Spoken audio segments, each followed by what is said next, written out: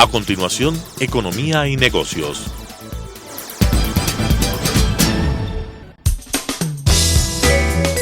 Clasificación B, bajo supervisión de un adulto.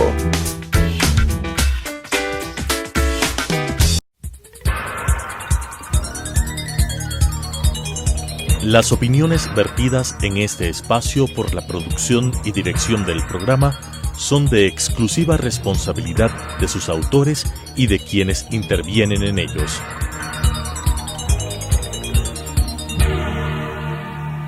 Telesucesos Canal 29 UHF presenta Economía y Negocios, un espacio para presentar a los principales actores locales del emprendimiento y del mundo empresarial, con la conducción de José Luis Iturralde. Economía y Negocios. Muy buenas noches, amigos televidentes, bienvenidos a un programa más de Economía y Negocios. Un programa que, como siempre digo, nace de la idea de apoyar el concepto de lo que es un negocio, un emprendimiento, y también de que el pueblo entienda, y el público, y todos los televidentes, qué es lo que necesita este país. Nosotros apoyamos el emprendimiento porque queremos que un emprendedor genere trabajo, queremos que un emprendimiento genera que la economía se mueva.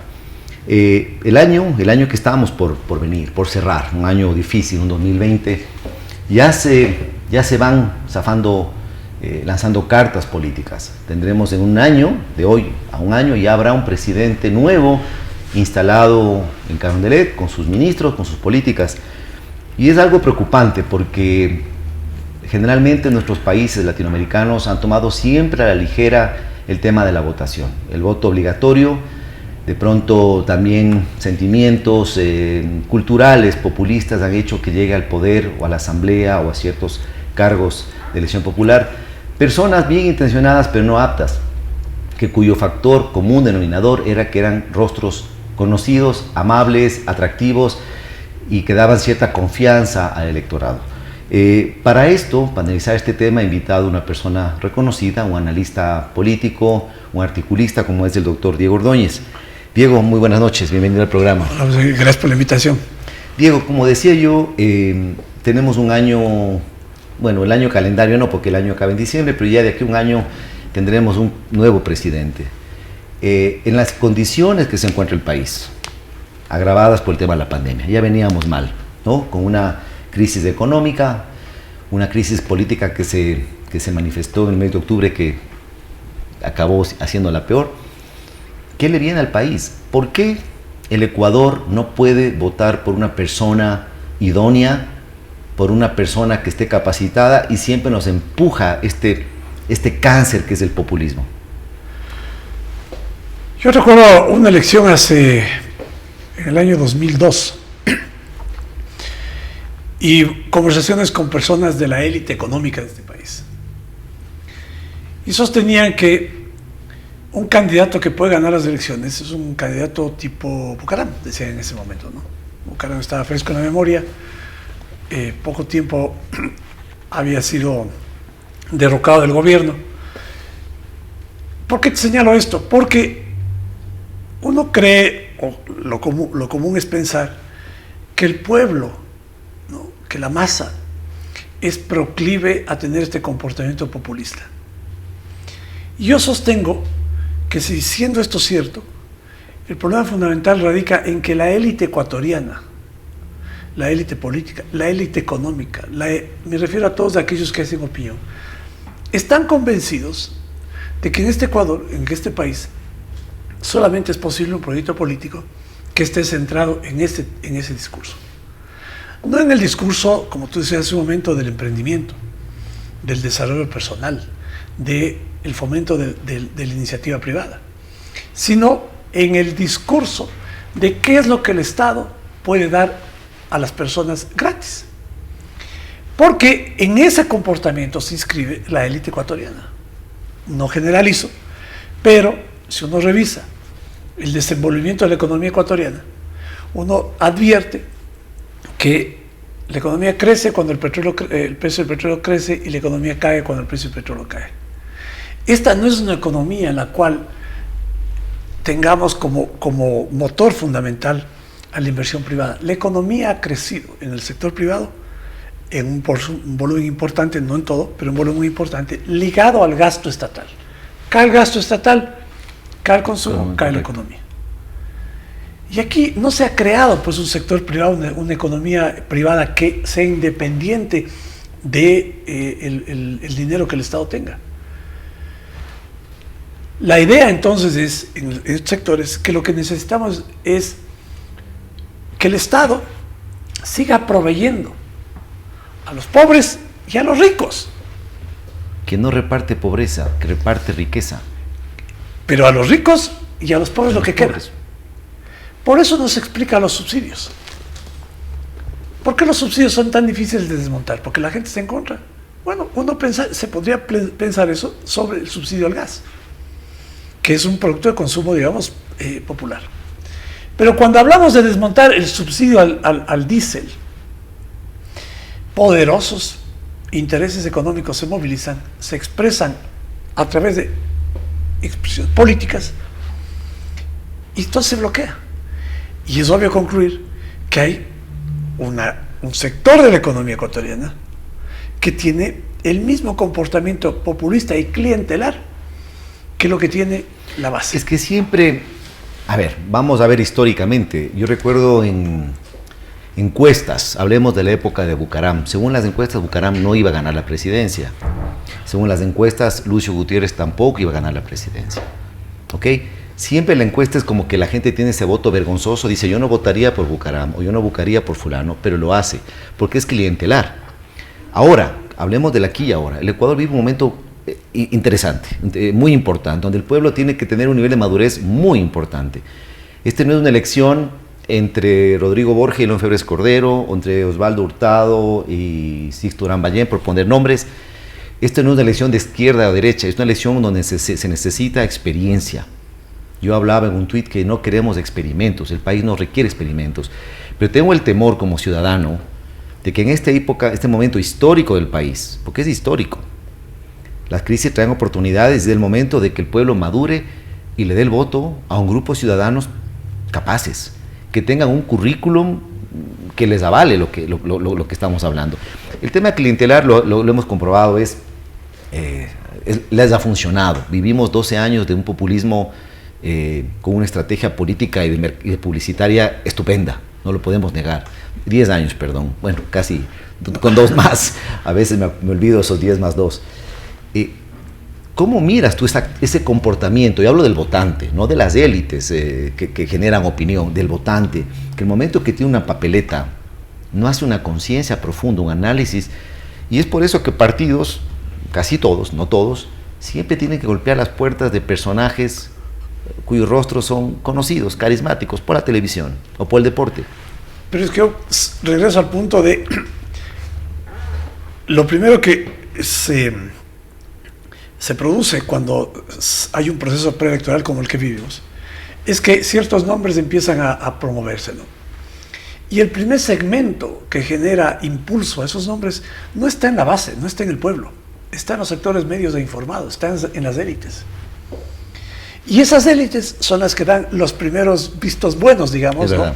O estimulan que esos proyectos sigan adelante. O generan opinión, o generan crítica. Luego vendrá la elección, y ahí es donde la gente opta, pero ya previamente, cuando los líderes de opinión, las élites, han dicho, o han permitido, o han apoyado determinado nombre, porque no hay nombre que uno pueda decir que surge pues de la base, ¿no? Eso no es cierto.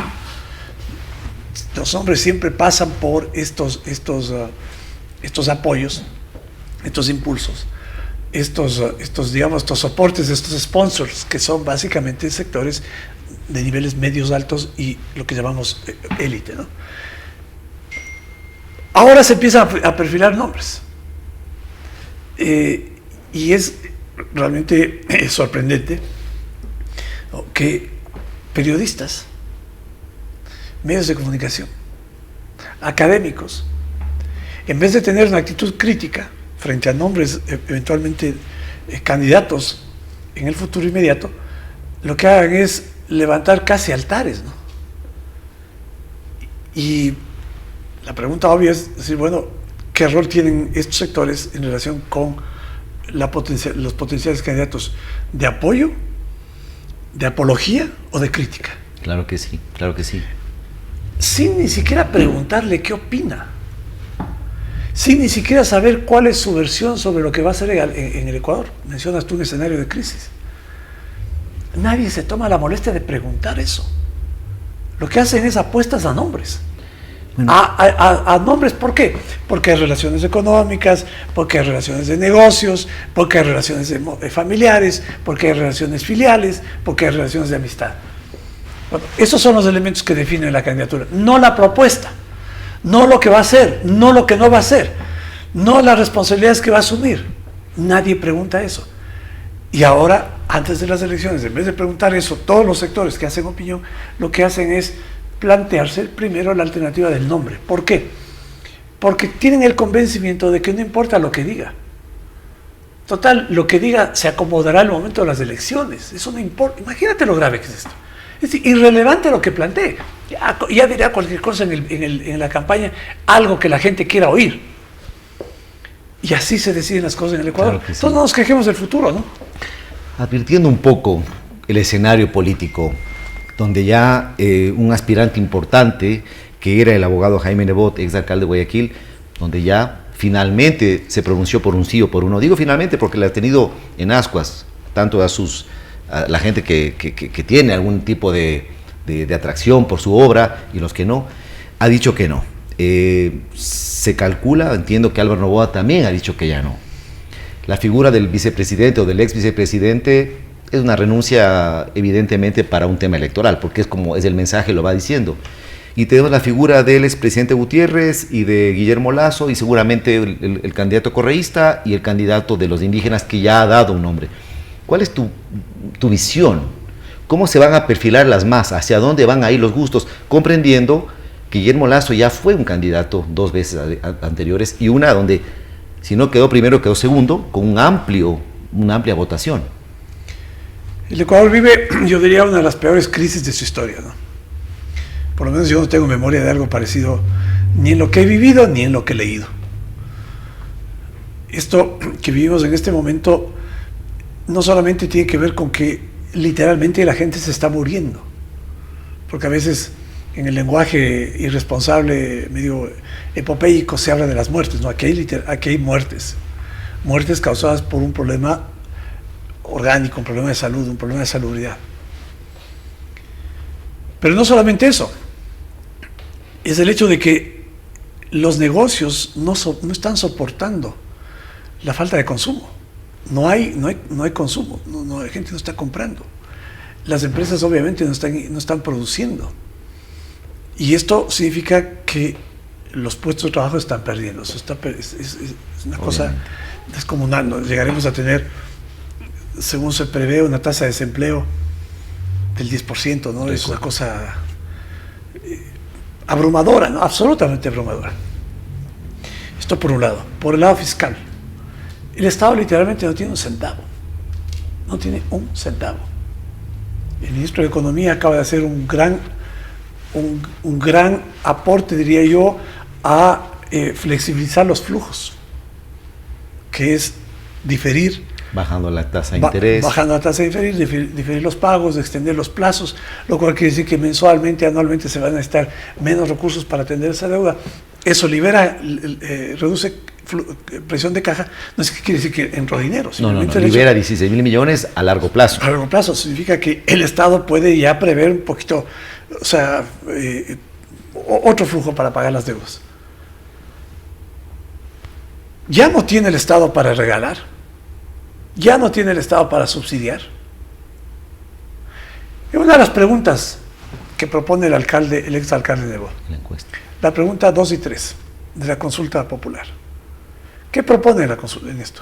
Dice que el Estado otorgue créditos preferenciales, ese es un eufemismo para decir subsidiados, a lo clásico, ¿no? El discurso que es electoralmente conveniente. Los pequeños productores, pesqueros, acuacultores y artesanos. Eso es gasto. ¿Cómo va a financiarse? Esta es la historia del Ecuador. el exalcalde Nebot propone la pregunta 2 a la consulta, que el Estado subsidie tasas de interés. Y no propone cómo se va a subsidiar eso. Pregunta 3. Dice que el Estado les regale semillas, plántulas, que les otorgue gratuitamente el servicio de para que sepan los pesqueros dónde tienen que ir a pescar. Pesca georreferencial. Y para eso dice la pregunta, que debe haber un buque laboratorio permanentemente destinado a esta tarea. ¿Cuánto cuesta el buque? ¿Cuánto cuesta la operación? ¿Cuánto cuesta la tripulación? ¿Cuál es el objeto para el alcalde Nebot y su partido, la creación de esta consulta? ¿Cuál es el doble? Es que es esto el ofertismo, pues. Entonces él va a decir, yo logré que les den crédito a los pequeños pesqueros y que les digan dónde tienen que ir a pescar y no pierdan tiempo buscando o auscultando por otros medios. Y les regalan semillas y les regalan plántulas. ¿Cuánto de eso puede financiarse? Porque es fácil. ¿Cuál ha sido permanentemente la característica de las campañas? Ofrecer cosas. Y nadie se pone a pensar de dónde se financia. Ha matado algo. Históricamente, algunos gobiernos han hecho encuestas. La gente no llega a leer la encuesta. Vota por el carisma o no de quien las promueve. Recuerdo la encuesta de Febres Cordero hace 30 años o un poquito más sobre los partidos independientes. Tuvo un no. Era un rechazo a él. También el arquitecto Gisto Ramayén hizo una encuesta donde preguntaba, entre otras cosas, la posibilidad de que haya otras opciones de seguro social. O sea, siempre la pregunta van atado también a quien nos propone. Entonces es una forma de validar o rechazar al proponente. Por eso me parece a mí que si es que eso se quiere hacer, uno debe tener la responsabilidad y la talla histórica como para entender las circunstancias y plantear temas, por ejemplo en la consulta, por volver al tema de la consulta de Nebot, cosas que realmente representen transformaciones fundamentales en el Ecuador. Y no nuevamente volver al planteamiento populista, ¿no?, de crear beneficios, de ofrecer beneficios y después esperar que otro tercero busque el financiamiento. Y tal vez, ¿no te parece, Diego, que al no ir Nebot, que hubiera sido un candidato fuerte de pelear una presidencia, hay unas presidenciales, unas previos, ¿cómo se llama? Unas primarias de candidatos honorables, todo, pero que no tendrían la fuerza para llegar a una segunda vuelta, inevitablemente, pero que esta consulta le pueda empujar un poquito para sacar votación de alcaldías, de asambleístas, al no tener candidato fuerte propio a la presidencia. Yo supongo que ese es el propósito. La estrategia. ¿No? El propósito es, no soy candidato porque las encuestas me dicen que voy a perder, aunque dijo que estaba primero en las encuestas. Y utilizo, pues entro con esta bandera a la elección. A mí no me preocupa eso, no. Cada cual tiene, pues digamos, su legítimo derecho de generarse estrategias políticas en términos de lograr, pues, mayor plataforma y con eso un resultado más mejor en cuanto a los asambleístas y representantes que se obtengan. Pero a mí lo que me parece riesgoso, y tomaba el ejemplo ese, ligado a la pregunta tuya hace un momento respecto al discurso populista, ¿no?, es volver al concepto de que a la gente hay que ofrecerle y después hay que estirar la mano al gobierno para que el gobierno dé la plata. Y resulta que no hay una responsabilidad, ¿no?, en el sentido de hago una propuesta y le digo al que propone o a los que van a votar a favor a quién le va a costar lo que yo propongo, pues. Es el caso de los populistas, ¿no? El caso de los populistas es el presidente Moreno ofreciendo casas. ¿Cuántas casas construyó el presidente Moreno? Ofreció también empleo, 250,000 empleos por año. Por año. ¿Cuántas casas ofreció pagar o construir el presidente Moreno? Habló de 200,000 casas. El tren playero. Bueno, nada de eso. Otras cosas. ¿Por qué? Porque en la campaña, ¿no?, se cree que uno puede decir lo que primero le sale del estómago, sin una reflexión profunda de lo que se puede lograr. Y luego, pues, uno se estrellan contra la realidad de las cifras y en realidad le terminan culpando a alguien más, a un tercero. Claro. ¿Sí? un populista jamás asume las responsabilidades, jamás se hace cargo de lo que incumple. Siempre habrá un tercero siempre habrá un culpable. Siempre habrá un culpable, Diego, que es un tercero. ¿Cómo verías tú la figura en términos electorales, de potencia, del ex vicepresidente yendo por una alianza gobierno social cristiano que se habla? Bueno, de hecho es candidato del gobierno, ¿no? Él es candidato del gobierno. Y se habla de un posible apoyo del Partido Social Cristiano. Sería lo obvio, ¿no?, que eso suceda, porque Sondenhorst llegó con ese auspicio, ha renunciado ya al gobernador del Guayas, que era pieza social cristiana en el gobierno, fue puesto ahí por los socialcristianos para mantener la relación con la alcaldía de Guayaquil, y me parece que es lo obvio, ¿no? De hecho, si es que no fuese así, la verdad es que el candidato Sondenhorst es en realidad una figura, una ficha de estos ententes, ¿no?, entre poderosos sectores económicos de Guayaquil, el Partido Social Cristiano y el interés particular del presidente Moreno de que tenga alguien que eventualmente llegue a la presidencia y cubra sus Para espaldas. terminar, ¿a quién le beneficia ese espacio que deja el alcalde de Nebot en la presidencia? ¿Le beneficia al correísmo? En Guayaquil sabíamos que la gente votaba por Correa para presidente, por Nebot para alcalde. ¿O le beneficia a Lasso por ese espacio de la centro-derecha? Es que no hay ese espacio en la centro-derecha. O sea, Nebot no ocupaba. ¿O ese espacio del candidato empresarial? Es no que sé. Nebot es un populista igual que todos. Lasso tenía una votación independiente de la votación de Nebot o de los socialcristianos de Guayaquil. Acuérdate tú que Lasso tuvo 30% en la primera vuelta. Por supuesto. Y la candidata social cristiana 12%.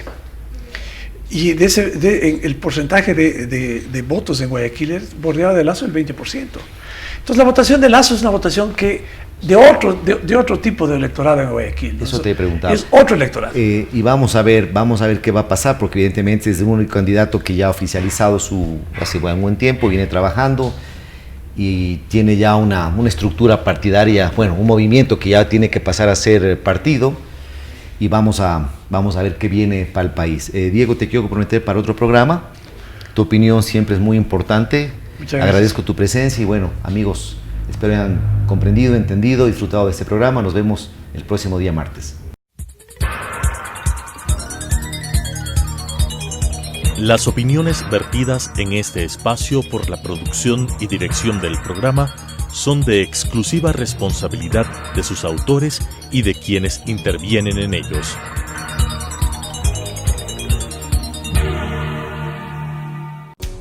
Telesucesos Canal 29 UHF presentó Economía y Negocios, un espacio para presentar a los principales actores locales del emprendimiento y del mundo empresarial, con la conducción de José Luis Iturralde. Economía y Negocios.